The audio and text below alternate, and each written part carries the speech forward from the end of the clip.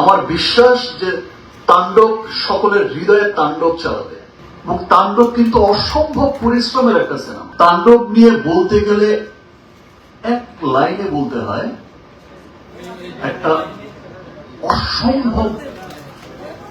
অসম্ভব ভালো মেকিং এর একটা সিনেমা। আমার মনে হয়েছে, আমি রাফিকে বলেছিও, রাফি তোর লাইফের বেস্ট সিনেমা এটা।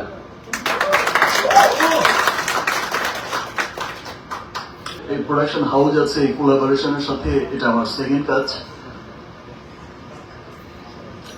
রাফির সাথেও আমার এটা সেকেন্ড কাজ। আমি ডাবিং এ যখন ডাবিং করেছি আর দেখেছি সিনেমা, তখনই আমার কাছে মনে হয়েছে ইয়েস, কি বানালো। এবং তাণ্ডব কিন্তু অসম্ভব পরিশ্রমের একটা সিনেমা। তাণ্ডবের ফাইট যেমন অসাধারণ হয়েছে, গান অসাধারণ হয়েছে, স্টোরিও অসাধারণ স্টোরি। আমি তাণ্ডবের শিল্পী হয়েও আমি মন্ত্রমুগ্ধের মতো দেখেছি। দেখেই মনে হয়েছে কি চমৎকার সিনেমা। আর আমার পাশে যিনি বসা জয়া, জয়ার তুলনা তো জয়া নিজেই অসাধারণ অ্যাক্টিং করেছে। এই পাশে আরেকজন যিনি বসে আছে, অলরেডি লিচুর বাগান দিয়ে তো পাগল করে রেখেছে সবাই। তো আমার বিশ্বাস যে প্রত্যেকটা মানুষ সিনেমা দেখে বলবে, যেটা আফজাল ভাই বলল, যেটা আমাদের দেশের সিনেমা, খুব আনন্দ নিয়ে, খুব প্রাউড করেই বলবে যে এটা আমাদের সিনেমা। দ্যাট মিনস আমাদের সিনেমা যে কত দূর এগোচ্ছে। আর শাকিল ভাই যে বলল 100 কোটি, আমি এটা বিশ্বাস করতে চাই যে ইনশাল্লাহ কোনো একদিন 100 কোটিই হবে।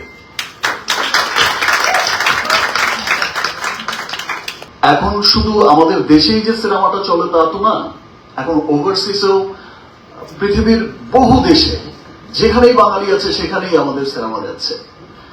এবং খুব চলার জন্য চলে না, অফিসিয়ালি রিলিজ হচ্ছে।